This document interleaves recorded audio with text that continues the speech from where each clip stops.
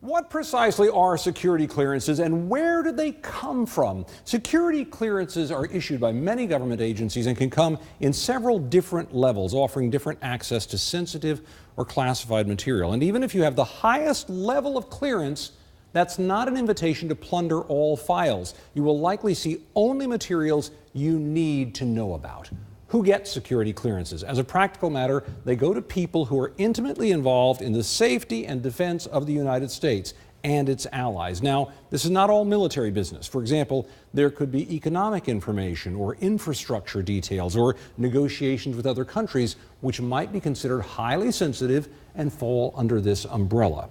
But all of this has to do with active government service. So why should anyone who's left the government retain his or her security clearance? Former employees of an agency have experience. They have institutional knowledge. And the people who take over for them may need that. Say you worked on some classified matter involving another country and a new team comes in. They need to know what you did. This would assist the new team to be able to talk to you about the current situation as well. In addition, some private industries, defense contractors, for example, do work that requires private citizens to deal with sensitive government matters. So having a security clearance outside the government can also be useful. So why would anyone lose or have their security clearance revoked? Usually that happens because they truly no longer need it, or some conflict has arisen. For example, they start working for a foreign hostile government, or they just get into trouble. They commit a crime or they're linked to some illicit or risky activity. But for criticizing or opposing a politician, no, that has not been a typical reason for such action.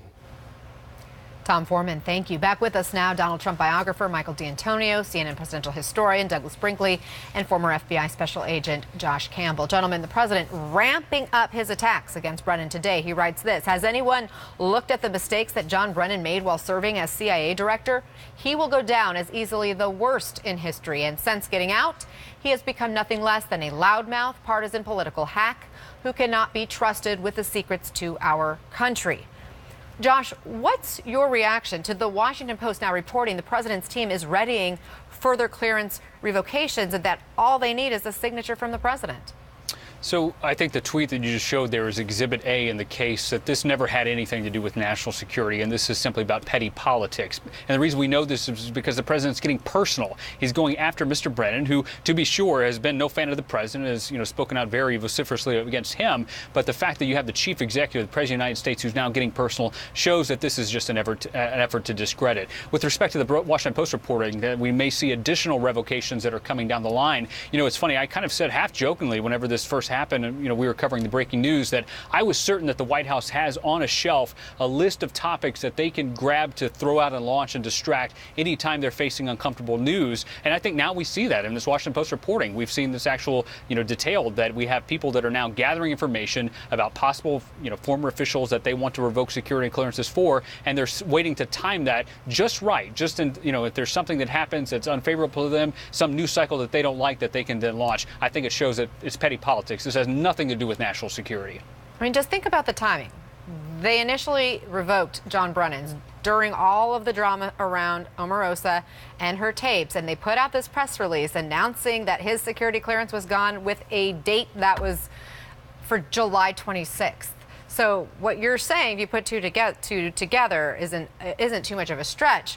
But the president continues to deny that this has something to do with free speech, that he's trying to silence people. Watch. There's no silence. If anything, I'm giving him a bigger voice. Many people don't even know who he is, and now he has a bigger voice, and that's okay with me because I like taking on voices like that. Michael, you know the president well. Do you believe him? Well, I think he's realizing that he's given Brennan more of a voice, and that's something he now has to accommodate and explain in a backwards way. We are so far down the road with the president's dereliction of duty that I think we forget that a normal president coming into office after Russia really attacking our election process would have brought John Brennan in and said, what can you tell me about this? He would have enlisted the wise men and women at every rank with security clearances and had them pursue this to the very ends of the earth so that we would all know what happened. But this is a president who puts himself above the country. He's far more interested in playing defense than in playing offense against Russia. And so we now have this real spectacle of him violating the norms for all of the time that presidents have dealt with security clearances and going after someone personally and politically, and it's disgraceful. I want to read you the president's official reasoning for revoking Brennan's clearance. These are some of the key words in his White House statement. He says Brennan made, quote, unfounded and outrageous allegations, wild outbursts on the internet and the television. He also accuses him of lying and making frenzied commentary. Douglas, couldn't these all describe things the president does? Exactly. I mean, John Brennan's not the loudmouth. Donald Trump is, and we all know that. Brennan has an incredibly distinguished career. He's always very balanced.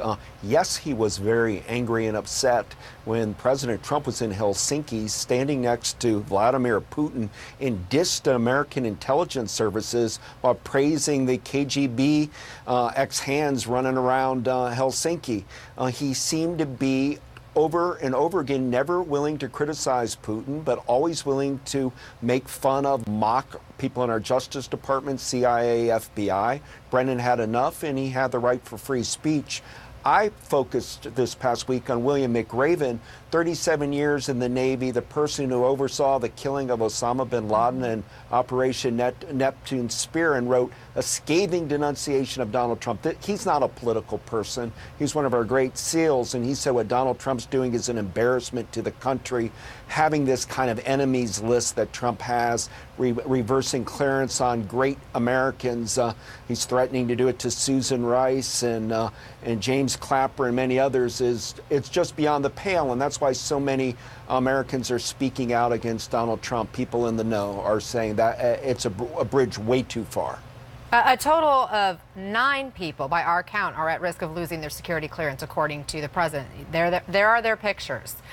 Michael, all of these people speaking out, the dozens of intelligence officials, does that make this president more or less likely to take away more?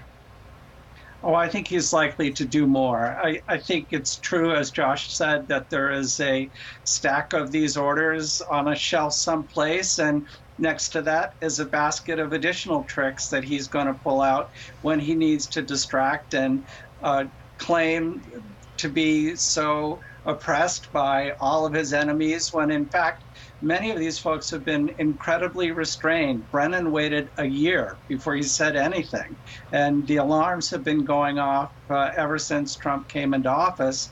So for him to go after these folks now is really just an example of his long practice strategy of distraction, of doing so many things we can't keep track of them, but everybody's on to him. Everyone knows what he's doing. All right, all, thank you very much for joining us.